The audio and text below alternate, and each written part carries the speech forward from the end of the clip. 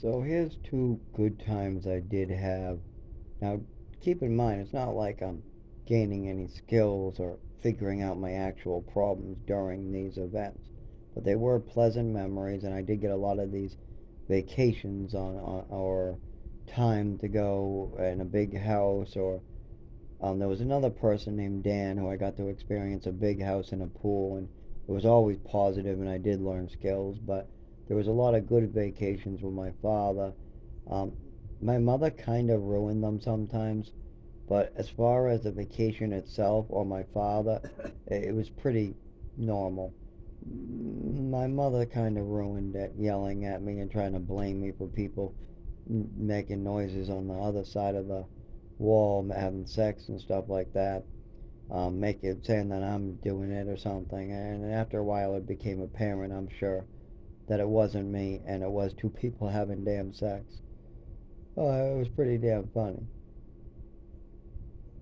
Well, not for me. I was getting blamed for it, but I mean the fact that two people on this cruise boat were having sex in the other room, and my mother screaming at me for 15 minutes to stop making noise. She's trying to sleep at me because of two other people. That is pretty nuts. But the people having sex in the other room, they probably were laughing their asses off while getting laid, hearing this woman scream.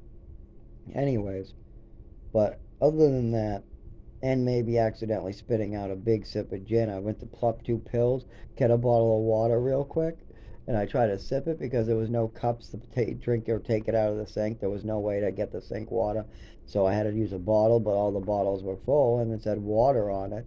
And I opened it up, took a sip, and had to spit my meds right out of the fucking down in the drain. But actually, that's probably a good thing now that I see it in retrospect, because those meds weren't doing me any good. I was only going back to the room to take them because my mother told me to.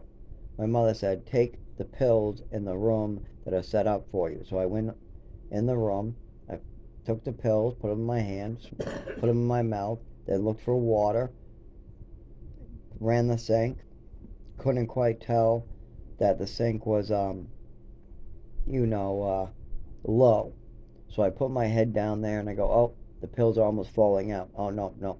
I can't get my head down to the sink to get to the water. I'm not able to do it with my hands. It's just running through. Probably because I have smaller hands back then. Not, yeah, quite smaller. And I just look for water. I find a bottle of water. I open it up. I take a swig. And I have to, like I said, I spit it out because it's gin, my dad's drink. And I could never drink that. You can't mix it. You can't do shit with gin. I mean, it just wasn't one of the alcohols I could ever stomach. Was probably a good thing. But anyways, the meds were probably a bad thing. Well, not probably. They are absolutely a bad thing. There was only a couple that were a good thing. Benzodiazepine and Ritalin were approved. I mean, you shouldn't be giving any child really amphetamines, but I do have ADHD, and that medicine is very common for the people who actually have the disorder I had from birth. And the benzodiazepine helped with anxiety, but the anxiety came later. It came with having to deal with my mother's behaviors. What is she going to do to me next? Or what am I going to be blamed for next? Um, you know, it, some of the meds made it worse. I mean, way worse. But and some of the things happening to me made it way worse with anxiety. But benzodiazepine is or Xanax was a med I was on at one point that was showing improvement, and I wanted to know more about that. Obviously, I was too young and I did it the wrong way, but that med did see improvement. So I gotta say, not all the medications I was on in my life, I saw horrible effects. Now, if my mother takes control of the dosages or things disappear or change or whatever, that is dangerous. That was the problem. But if I'm in a program and I'm taking the correct dose and my mother's not administering any medication, then there was at least two that probably I should have been on. Um, Maybe I could have done something like propanolol, what's a blood pressure medication, instead of, but that then the seizures would have still been a problem. So I'd still need seizure medication or some neurological medication for the shakes and seizures if I'm not going to take benzodiazepines or anything in the benzo family. If I'm going to do that, it would have to be like some type of seizure medication with propanolol for the anxiety. That would have been fine as a child. Not the greatest combo. We could try not drugging me initially and maybe not being so crazy and maybe not having my mother and these programs and these people doing the things they did to me would be best. But if I'm going to have awful shit happen to me from age 7 to age 15, 16, 17, no, it stopped at about 15 or no, I would have been. When I went to Lawrence, that was the last program where bad things just didn't happen. And at home, I gotta say, by then, my mother, I guess, was just getting too old or too sick. I don't know. She died at about when I was 18 or 19 in 2011, probably a year or two after the time where things started getting better um, I guess it's for adults. It was a home for kids 18 to 27. It was a rooming house. If you're on Social Security, you kind of pay rent. They teach you how to work it, how to reapply for it. If you're getting a job, then you go get a job, and that's how you support and get it. And they show you how to fill a fridge, cook, all these different skills. But if you're on Social Security, you're supposed to be doing a lot of stuff with that with them. My father decided not to tell them, not to tell me, and that caused a bunch of issues, as well as my DMH worker said something about charges and I could go after him in court for that money back, but I chose not to. I made a verbal agreement with him, what my dad broke. He broke it. But anyways, yeah, that program was good, but I had a lot of bad stuff happen to me, and that kind of ruined a lot of the good experiences I could have had. That cruise was good. The medication experience, bad. My mother's behaviors while drunk, bad. Her behaviors with the drugs and everything in general, bad. And the fact that I'm popping pills in a room, accidentally having gin. I didn't swallow. I didn't say, oh, it got spit up. I almost thought I was going to puke. I wasn't able to really drink something like that at that point. And this was straight. He just must have filled it up. But the rest of the experience was good. And by the way, after that, some guy offered a sip of vodka into my drink because I was trying to get a Red Bull at a bar. I had fruit punch instead. I was trying to get a Red Bull, and they told me no. They told me no, I couldn't have a Red Bull because I was under 18. And this guy at the bar said, "Well, don't you smoke?" I said, "Yeah, I smoke." He says, "If you give me a cigarette, I'll give you a drink." And then the bartender, who I'm asking for a Red Bull from, goes, "No, don't do that." And then I just go off with the younger kids, and I go down by myself to go get a bite to eat. Wouldn't you know, the drunk's there, and he comes by, and he goes, you want a drink? You got to smoke?" I gave him a cigarette. He opened the flask, poured some vodka into my punch, and then said, "Hello, bye-bye." So I was like, this is creepy. So I went someplace safe with the punch, somewhere where nobody could ever get to me. And I looked at the punch, I smelled it, I sipped it, I drank the punch, and it was just vodka. I said, "Oh, hey, that's vodka, all right." So I drank the punch in the safety of my own quarters. I get a little bit of a buzz. Now, at this point, I've tried like a beer before. That's it. I don't know, 14, 15, 14. And I've tried a sip, but I've never really got a buzz, and there isn't much. He only poured like a little quick, maybe 1 ounce, maybe a shot's worth. That's it, in a big glass of punch. But I'm young enough where I think that will affect me, and I do feel a little more relaxed in my. So I'm like, okay. And then I go and tell somebody, and my mother overhears me, and whatever. But they didn't even want to talk about the fact that I had a sip the other night because they weren't warning me about the bottle system that they had in the cabinet in the cabin. I didn't want their fucking gin. I didn't want to have to spit up like that. But anyways, there was a lot of alcohol around me at all times growing up, and that affected me. But you know what? It's nothing. That's all right. There's nothing wrong with that.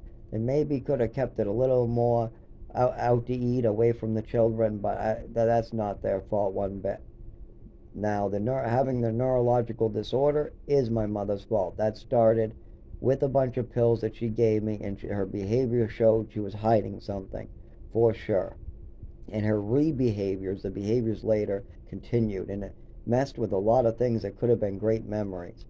They could have, absolutely. But going on a cruise, great. Some of the things in between those on that cruise, in between the good moments, not so great, but still good overall. Now you bring me back to a bad situation where I'm being passed around from people to people, and horrible things are happening, and medications are going up and down and all over the place. And the pills were changing constantly. But the ones that bother me is where it would change.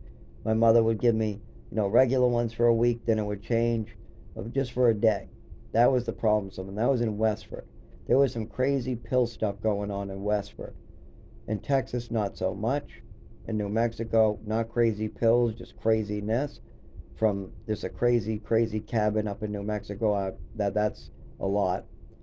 And then going back into Chelmsford, crazy behaviors from my mom, as well as her trying to push me to repeat disabilities that I may or may not have and make statements that just aren't true to doctors. And also talked about schizophrenia in ways that just aren't true.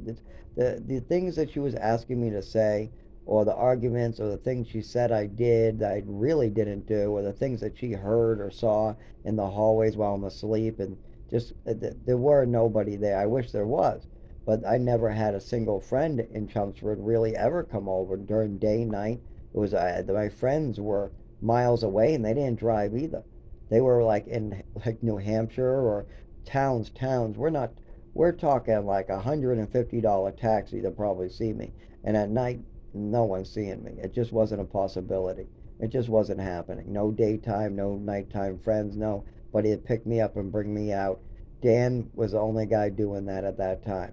I had one church buddy, but I messed that up by telling him about all my meds. As soon as I told him about all my meds, he dropped me as a friend. That was kind of hurtful because he was a friend of a church from CCD friend, a kid I went to CCD with, and then he had a friend, and then that friend was picking me up, and I was just tossing him money to do so. But after I told him about my medications and how much I had, he dropped me as a friend right away. And he said it's because I'm going in the military. I don't want them knowing that I'm with somebody on all those medications. And I was woken up by a lot of people about all these pills I was taking. And I was only taking them all the way up to like 16, 17 because my mother wanted me on them. At 18, I started really taking over and going, well, my mother told me that these are good, so it was a stupid fantasy to go with. And after she passed away, I kind of smartened up, but I was using recreational drugs that was a problem, like alcohol, pot, even opiates at one point. Those are the main ones. They call that a poly drug user. My opiates could be laced with anything. I used to kind of drug test myself to find out, and normally it was benzos. It was heroin with benzos, and that's a dangerous mix. And fentanyl came later in the scene after I didn't have long stints in opiates. It's not something that I really enjoyed too much, and I was taking small amounts for the neurological disorder and using like pot or other things with it to get high. Um, Mostly pot. There was like a spice time and a salvia time for me, but those weren't big. Pot was always the mixer. Alcohol was in there for a while too. But opiates were horrible. I had short stints on opiates. And when I was on it was way before the fentanyl scene, and it was when it was just cut with benzos in the town I was in. It was either with benzos or with no benzos. Then the fentanyl came in, and I was already out. But I have good memories that are tainted by my adopted mother that could have been pleasant, and I have bad things that happened to me that I'm not responsible for, and there's bad things that happen to me that I am responsible for, and there's bad things that have happened to me that society is responsible for. There's even bad things that have happened to me because of staff just not being good in like these mental institutions, or like these Lowell treatment center. That place, I have literally got physically abused twice going there and being sent there against my will. I have had a guy rub my ass and come into my room from 8 doors down repeatedly after telling staff. We're talking like 8 times before I had to really get the management down there. I asked for management. I complained over and over that they need to stop, and there's a camera right there. This guy needs to stop being allowed to come in my room and get in the bed with me, and if they don't do something now, we got a serious problem. And they allowed this over and over. and I almost had to kill this kid. I mean, I had to really get like serious with this kid. You don't go into my bed and try to stick your hand down my pants ever again. You did it 8 times, and I've had to like push him. I mean, hit him. I've had to go outside and get the staff multiple times. I mean, you don't have to. That's traumatic. You know, you can't allow that to repeatedly happen. And when management came down, they wanted me to file paperwork because it was on the camera, and they took it really seriously after the management saw it on the camera. But the staff were just allowing that shit. Not just that, I was given double doses before that at age like 12, 13, 14. I was sent there a couple different times by the words of other people misunderstanding situations or making stuff up about me. A lot of times it was just made up, and they would exaggerate a situation to fit their narrative, and that's not right. But one of those times, I was held down and given a second dose of the medication I was just given. Like literally, I just swallowed a handful of pills, and now they're forcing me to take a whole another handful of the exact same pills, a double dose, without even notifying the doctor, on the word of another child who just wants to, make up a story because he wants to get back at you. And now that's a punishment in itself. And the one punishing me is the program that's responsible, the staff member, and this child. I took my meds as prescribed. Just because I'm eating candy does not mean that I'm not taking my meds at all. And I'm telling you, I just swallowed all my medications. Absolutely. You are not allowed to double dose me with drugs. Do not do that. And they would do it anyways. Don't get me wrong, I've had that happen to me many times. When I was much younger and the meds would make me sick, there was a time where I spit them out, but I was never in one of these places. I have got rid of my medication before, but this was way before, and this wasn't times where I was in programs. These are times that my mother would have just given them to me. And I knew there was something fishy sometimes. And that was only maybe 8 times in my whole life. And my whole life, maybe there was 8 times that I actually didn't take my meds. And it wasn't with the orange juice or the candy cane. Absolutely not. There was a time in a rehabilitation center where I didn't take a Benadryl. That's it. I wanted to take 2 the following night. There was a time where a kid wanted a gabapentin, and I gave him a gabapentin. This is all a child, like really young too. Some of these are anywhere from ages 7 to 15, 16 maybe. I knew a kid who got Lyrica and was cheeking them for somebody else too in that same place. This was a rehabilitation center of some type. Maybe it wasn't gabapentin either. It might have been a sleeping medication. I don't remember. Whatever it was, I shouldn't have done it. But there was also times before this that I was being given drugs, pills, that I wasn't prescribed. There were times before this where I was being given double doses of medication because some kid put ketchup in my orange juice. That happened to me at age 5. At age 5, before I was in foster care, when I was in a place called, it was more of a, this is also where I met an actual priest on Christmas, or he wasn't a priest, he was a cardinal, but it's called St. Anne's. Some kid put ketchup in my orange juice, got up from the table, went to talk to staff. I'm stupid eating my goddamn sausage and a pancake or whatever. I just took my meds before breakfast because they give you your meds, and there's a doctor downstairs that spends about 5 minutes, maybe 10 minutes with you a month, and then there's another psychologist where you play games with, and then she just talks to psychologists, and you see them, and they give you pills. That's how that works. I remember being up and for breakfast, ready like they called me. They dragged me to breakfast, gave me a bunch of pills. I go sit down, I drink my orange juice, take a sip. I go to eat my breakfast. The orange juice is almost still full. There's only maybe a couple sips taken out of it. And then the kid takes a bunch of ketchup. Oh, it was scrambled eggs that day. That's what it was, too. I remember scrambled eggs. Because I remember actually the ketchup being there only on the scrambled eggs days. So he squeezed it into my orange juice. Remember, he already drank his orange juice. So we kind of laughed about it for a second. Yes, we both did laugh about it. But then I told him, oh, what about my orange juice? And he said, huh, are you mad about that? He started wanting a rise out of me. I said, no, I just wanted orange juice. I kind of get a little sad, and then I go back to eating my food. He gets a little puffy and mad now, and I'm not sure why. I'm eating my food. The kid gets up and goes tell staff. I said, I'm not sure what he's telling staff about, but you could tell he's telling staff about something. But I'm like, wait, I didn't do anything. Well, let's keep on eating. I laughed about him putting ketchup in my orange juice. I laughed about it and thought it was funny. That's not bad, right? So I continue eating and then the staff comes over and asks me a dreaded question. What's that in your orange juice? I said, ketchup. He goes, is that your meds? I go, my meds?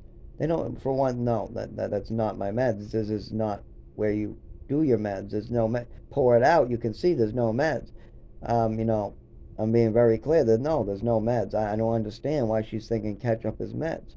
At this point, she picks me up, physically picks me out of my chair, brings me to another room, has another dose of meds literally given to me. And I don't remember much after that because I really, really hated it. I got extremely mad. I think they even put me in a special room after. It was awful because I took my meds. They forced another dose of the same meds on to me. And years later, they did the same thing. My mother did it when she wanted me to shut up or be quiet. There was all different other meds. I even had an overdose of a handful of meds. I even was given large bottles of Epicac poured into a large cup, way more than the recommended dose says on the bottle. I've checked. It's, oh my God, way more. 8-ounce cups should not be poured with Epicac. No, that's not the size cup to be pouring Epicac in. No water, nothing, no. And admitting that there's extra in the cup, no. There's no water. She poured it, whatever was in that bottle. And it might have not been right to the rim or nothing, don't get me wrong, but this is an 8-ounce Dixie cup that's now filled with the rest of a bottle, and way more than any, and she admits it right in that moment. I'm giving you extra so you will never say that again. And then, by the way, what I said was to my nephew that eating that mushroom was suicide, not knowing what it was, repeating it because my older brother, who was probably in his 30s by then, walked over the day before, the week before, and told me the same thing about me trying to eat that. What are you trying to do? Commit suicide? And then he walked off. I didn't know what it meant, but it must meant doing whatever I'm doing. So I repeated it, not really understanding what the phrase meant. I was just eating a mushroom. That's what I was doing. I didn't realize it was poisonous or liver failure. I didn't know any of that. I just thought it was edible and tasty. And I didn't understand the concept. What my brother was talking about, he didn't explain himself. He was just walking by. And this was actually my younger brother out of the two. Or maybe it wasn't even him. Maybe it was some other influence. I was really young. But was somebody who was at the Westward farmhouse. But that doesn't mean you give extra of a medicine. The point here is, what's the extra for? Why give a child extra drugs, way more than the recommended bottle that any child should get? What is the reason for doing something like that? You don't. There is no good reason. But over time, her behaviors got worse. And the time that I OD'd and this neurological disorder happened, and that horrible night where I passed out on a pile of newspapers, and my breathing slowed down, I lost ability to see, I lost ability to walk, I lost ability to feel, my whole nervous system shut down, and I passed out. That was from a handful of medications that my mother gave me, and she refused to bring me to an emergency room. You can't tell me this is anything of a fantasy, because she admitted to this night, she admitted that it was an allergy attack, because I brought it up repeatedly. So obviously, if I brought it up right when it happened, she had to come up with an excuse. First, she called it an allergy attack from the medication, plus she made a phone call that night. So it's not like she could hide too much of it. Then later, she told me to shut up about it and not talk about it, and continued calling it an allergy attack without looking into it while these behaviors continued. I know real from fake. I know fantasies and what real is. This is definitely not that. This is a traumatic event. And I have a clear memory of this for 25 years that has not changed one bit. I just have better words now to describe it. But it is clear as day remembering these things. There are fuzzy memories, don't get me wrong, but this is not one of them.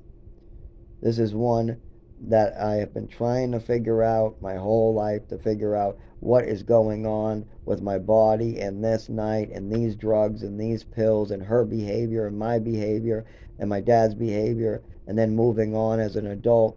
Well, what does this all mean? What are my abilities? Can I drive? Can I not drive? Is it a holy thing? Could I lose my soul from the way of believing in somebody else's advice? Keep on trying the pharmaceuticals, listen to the psychiatrist, and then obviously my body gets worse and my body gets worse, and I can't understand it. So then I decide to stop doing that and try to treat myself, where I get a lot of improvement. But of course, alcohol and drugs are never a good idea. I do get improvement, and I do figure out at least alcohol and benzodiazepine and triliptal all seem to help this neurological disorder. So I'm able to get a list of medications for doctors, at least, that kind of help me, as well as I have to face these traumatic memories face on, and I have to just admit that they happened. And this is something that I'm going to have to deal with, and I'm going to have to treat. And I cannot drive until it's fully treated and diagnosed, and they know more about what could do this and why did it start then, and what does this mean, and what do these behaviors mean, and how do I move forward. I have a lot of memories of my mother acting very unstable with medications, and that's not right. And treating my body with disrespect, also not right. I can move on from that. I can. This is a long video, so I'm going to cut it short because I was supposed to do a lot more good stuff about the cruises. I met a kid in there who I ended up keeping in touch with on a video game, but that's not that big a deal. I played a RuneScape game with him quite a bit, and I also played with my nephew quite a bit in that game, and those are very pleasant memories. But it's not like I was really good with computers. I actually used to just buy or do really good deeds for somebody for their account, and then just kind of play it a little bit here and there. A lot of people didn't realize that. I was just kind of buying the accounts off other people. I was a little kid, or people were just giving them to me, saying, "Oh, here, I have a starter account for you. Here you go." And I would basically have some of the work done. RuneScape wasn't my game. As I got older, I got better at using glowing screens, but it took me a lot more work than other kids, and the glowing screens still bother me and cause a taser-like sensation to go through my limbs and back and spinal or whatever up at the neck. I have all the words for that, and I have diagrams, and I spent quite a time looking at them, but I can't just quote any of those things right from the top of my head. I haven't spent enough time identifying like C4 and C5 and all the little vertebrae and the spinal cord and where the head meets the neck. What is maybe the cerebral something? No, cerebral's the front. I really can't think of that right now. I'm kind of in description zone of memories and events. I'm trying to describe some of the more traumatic memories and events of my life and some of the good, more positive events of my life, because I have a detail of them, but I'm deleting quite a bit of one of the recorders that's offline. It takes a SIM card. I've deleted and wiped out all of it and restarted that one, and the other two I'm just kind of putting away. And I have a whole phone filled, and I actually have a couple phones completely filled, as well as another SIM card in a phone filled. Now I just have to try to write it all down again, and more positive. I need to give more positive memories too. Lots of more positive, as well as I repeat that night quite a bit. Keep that in mind. I repeat the traumatic events because I want to have the best description or extend it because it has to be in a book format. I have to condense other things, as well as I got to take positive memories and try to expand those with more words, more description, more colors, describing the color of the couch, the carpet, whatever I'm seeing. I got to try to relive it over and over to give the best, longest description of what I'm seeing and what I'm remembering to be clear. Now, some of them are clear, other ones are not. Like drinking the vodka on the cruise. That's I know I did it. I know a guy poured it in a cup. I know I went up to get a Red Bull and all that happened. But as far as like drinking it in the cabin, I barely remember that. That one's really fuzzy. I might have even started drinking it on walking to the cabin. I really don't remember too much. And my father's gin, I remember that very clearly. I remember exactly what the cabin looked like that night. I remember exactly where the doors to the drink was, the water bottle. Um, remember where the sink was. I remember where the meds were. I remember where the bathroom was. All from that night. So, I also remember I walked back from the dining area to get there by myself. I was at dinner with my parents at some dining area. My mother turned to me and told me to go to the room to take a bunch of pills. And I did. I remember that night very clearly. But the daytime, where the guy gave me the vodka, yeah, I remember that clearly until I get to about drinking it. As well as I didn't get all messed up. I know that much too. I know it was weak as hell because I went back. I went in a hot tub with another kid, and I told him about it, and then got in trouble about it with my mother. I wasn't messed up or nothing, but all that is more not clear. It's hard to describe. The hot tub would have been easier to describe than the room at that moment. So I have clear PTS. I have clear bad memories, but the good memories aren't as clear or as important. And that's very common, by the way. A lot of people don't realize that. The bad memories are there to learn. They're there to move forward and know what to not do in the future. The good memories are reward memories, and they have to be real important to stick with you. That's why giving somebody something important sticks with you a lot longer than getting something off somebody like a Christmas gift. There are memories that hold longer and stronger and hold your beliefs strong.